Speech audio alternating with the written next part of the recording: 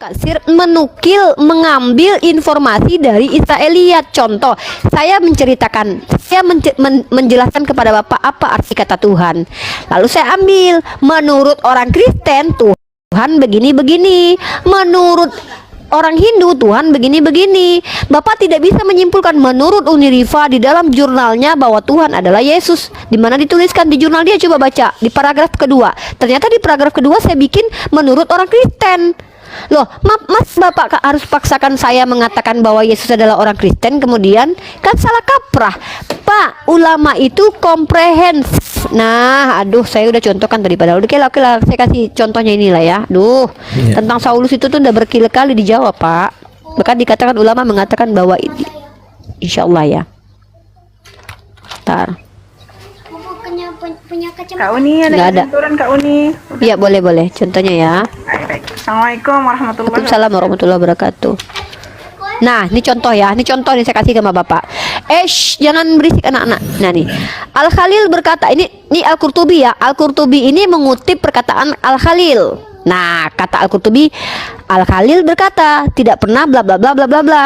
Lalu ditulis lagi di bawah, menurut Al-Jami berkata begini, menurut begini, dituliskan ada 5 orang yang berpendapat.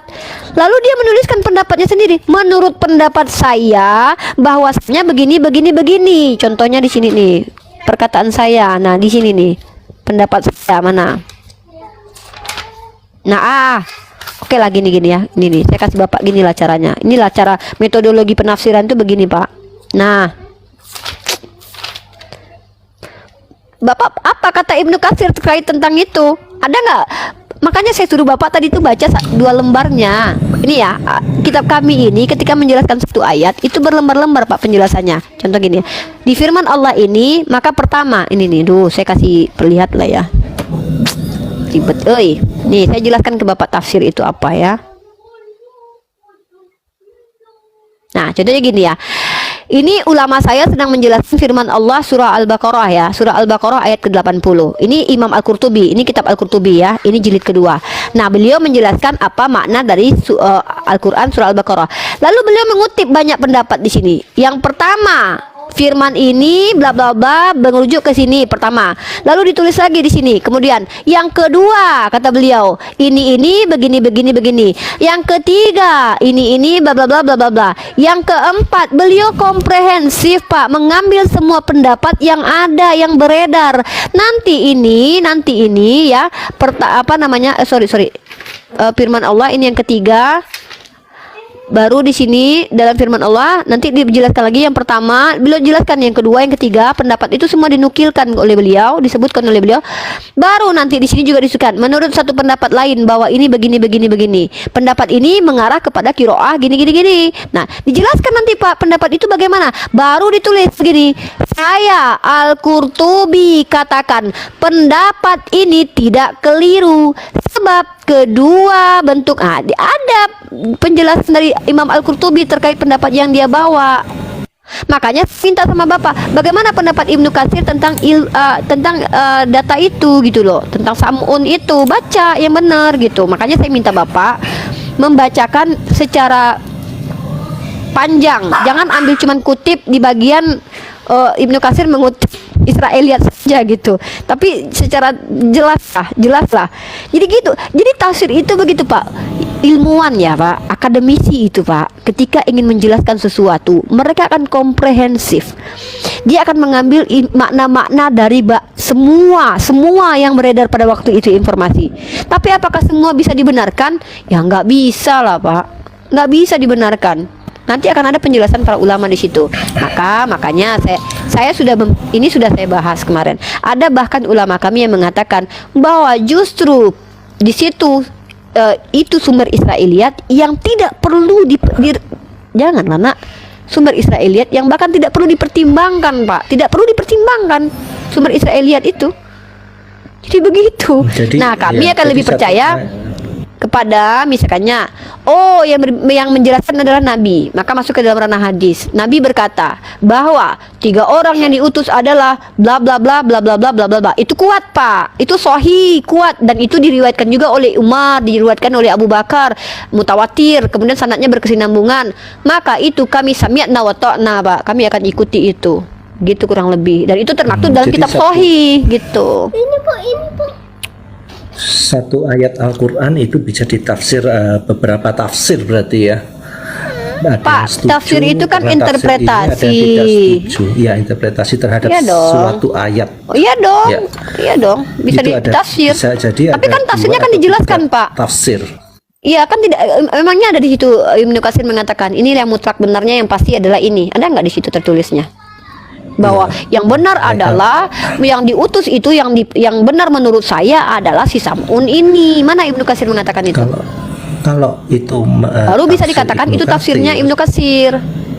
Kalau tafsir Ibnu Katsir berarti Ibnu Katsir menafsirkan ayat itu Salah Bapak. seperti ini. Salah. Kalau tafsir Ibnu Katsir itu begini. Nih, aduh, kan saya sudah ulangi tafsir Al-Qurtubi itu begini. Nih. Pak, menurut saya katakan nih Pak, nih tafsir Al-Qurtubi itu ini baru interpretasi dari ini ya. Jadi Ibnu Katsir dan Al-Qurtubi itu mengambil semua riwayat dulu, komprehensif dulu. Lalu kemudian baru kalau kita ambil, nah bagaimana pendapat Ibnu Katsir? Baru Bapak boleh katakan ini, saya Al-Qurtubi katakan, baru saya bilang nih, inilah penjelasan Al-Qurtubi. Pendapat ini tidak keliru, sebab inilah pendapat dari Al-Qurtubi. Ini pernyataan Al-Qurtubi. Tapi kalau dia menukil riwayat, itu tidak bisa dikatakan penafsiran Ibnu Katsir, tapi penjabaran penjelasan Ibnu Katsir. Interpretasi boleh. Saya sedang interpretasi, saya sedang presentasi, saya yang sedang menjelaskan. Ketika saya menjelaskan definisi kata Tuhan, saya memasukkan dalam jurnal saya bahwa kata Tuhan menurut Kristen adalah ini. Apakah bisa dikatakan itu? Tuhan itu adalah Yesus menurut saya? Tidak bisa. Tapi saya sedang menjelaskan, menginterpretasikan Tuhan dari seluruh sudut pandang yang ada, komprehensif. Bapak pernah kuliah kan? Komprehensif Pak. Komprehensif itu kita mengambil semua literasi, dan tidak sedikit ulama kami yang mengambil sumber Israeliat. Tapi kedudukan sumber Israeliat di hadapan kami itu tidak bisa dikatakan sebagai sandaran yang benar mutlak. Mutlaknya adalah Al-Quran dan hadis, parameternya Al-Quran dan hadis. Bertentangan dengan Al-Quran dan hadis tertolak, sudah. Itu. Jadi Bapak harus pahami dulu perkataan Imam Ibnu Katsir tuh, dia tidak yang mengatakan seperti itu. Nah dia menukil Pak, dia menukil informasi dari si A, si B, si C, ditulis track, diambil lagi menurut si A, si B, si C. Inilah, mohon maaf ya kalian yang tidak pernah kuliah di bawah ya, yang komentarnya hanya enggak penting itu, ini tinggi buat kalian karena kalian tidak pernah kuliah. Ketika kita bikin makalah itu, saya akan menunjukkan salah satu jurnal ya yang sedang saya kerjakan saat ini ya. Nih ya. Kata debat misalnya, debat itu berasal dari kata apa? Dalam bahasa Inggris debat artinya ini. Dalam bahasa Arab debat artinya adalah mujadilah, atau berasal dari jadalah, atau berasal dari ini. Maka maknanya adalah ini. Nah, kemudian debat menurut ini adalah ini. Apakah saya bisa katakan itu adalah saya yang mentafsir? Tidak bisa saya menginterpretasi, saya hanya menukil beberapa pandangan. Lalu saya jelaskan, menurut pandangan saya, ketika setelah baca 3 riwayat ini, maka debat adalah ini. Baru itu dikatakan saya, produk saya gitu loh. Masa gitu aja enggak paham Pak Mikel? Bapak kan tahu kalau kita bikin jurnal sama makalah itu bagaimana konsepnya? Yaitu komprehensif, mengutip semua yang yang ada gitu loh. Paham gak sih apa yang saya sampaikan? Ini kaidahnya, tafsir itu kayak kedudukannya apa, hadis kedudukannya apa, Al-Quran kedudukannya apa gitu. Paham gak sih teman-teman Kristen? Emang agak tinggi sih ilmu ini, bahkan kalian dapat ini di fakultas aja sebenarnya sih. Iya. Paham? Saya nggak perlu Oke, terima perpanjang kasih. tentang ini. Terus kemudian Ya harus diperpanjang dong. Ini kan agama hadis. saya. Harus diperpanjang dong. Hadis seperti Al-Bukhari itu, seluruh hadis Al-Bukhari itu dianggap sahih atau ada tertentu yang tidak sahih di dalam Al-Bukhari itu. Jadi gini, kitab hadis itu, ada kitab hadis itu di mana para ulama ini mengambil semua riwayat hadis lalu menuliskannya dalam kitab syarah hadis, lalu menjelaskan kedudukan hadis itu. Nanti ada di situ. Nah, ada kitab yang berbunyi Kitab Sahih Al-Bukhari. Maka di situ sudah pasti menurut Al-Bukhari sahih. Metodologi Al-Bukhari seperti apa? Dia akan dia akan tuliskan tuh metodologi saya menggunakan ini ilmiah Pak, ini ilmiah ya. Maka Al-Bukhari menyatakan standarisasi Al-Bukhari adalah dia tidak akan mengambil riwayat hadis dari orang yang pernah ketahuan sekali saja berbohong. Nah, dia tidak ambil itu misalnya. Nah, itu parameter dia. Maka setiap hadis yang ada di dalam dia kalau sudah bertuliskan sahih, itu sahih menurut Al-Bukhari. Menurut Imam Muslim, sahih menurut Imam Muslim. Nah, silakan Bapak temukan ada tidak misalnya ada ulama misalnya, kalau hadis ini di dalam kitab Muslim ini dikatakan doif, atau hadis ini di dalam ini dikatakan sahih tapi ulama ini mengatakan sahih. Ya kita lihat mana yang lebih kuat hujahnya. Ini yang disebut dengan apa Pak? Ranah akademis. Hadis itu masuk ranah kritik. Kenapa? Bisa aja orang yang mengatasnamakan Nabi lalu mengatakan saya mendengar dari Nabi padahal dusta. Lalu bagaimana cara kita ingin tahu bahwa jar wa ta'dil ya? Jadi bagaimana supaya kita tahu bahwa itu betul? Makanya ada parameternya. Satu, sanadnya harus jelas. Di dalam mata rantai sanadnya tidak boleh satu pun periwayatnya adalah orang yang tidak diterima. Istilah-istilahnya itu ada Pak. Ada yang disebut dengan siqah, ada yang disebut dengan orang-orang yang tertolak gini ya. Jadi tidak boleh perawinya ini adalah orang-orang yang tercela, adalah orang-orang yang benar alim. Begitu. Tidak sembarangan gitu loh. Jadi saya misalnya bikin buku nanti dalam ranah apologet. Kalian sudah tahu bahwa saya ini adalah seorang pendebat Kristen. Saya pastikan 1000% kalian tidak akan terima buku saya. Ya, dengar. Sedangkan jangankan saya, Rita Wahyu saja. Siapa Rita Wahyu? Kristen. Apa kapasitas Rita Wahyu? Seorang yang mengajarkan bahasa Ibrani. Pendapat dia ditolak internal Kristen. Itu namanya akademis Pak. Ada tesis, ada antitesis. Nah, tafsir itu produk ulama.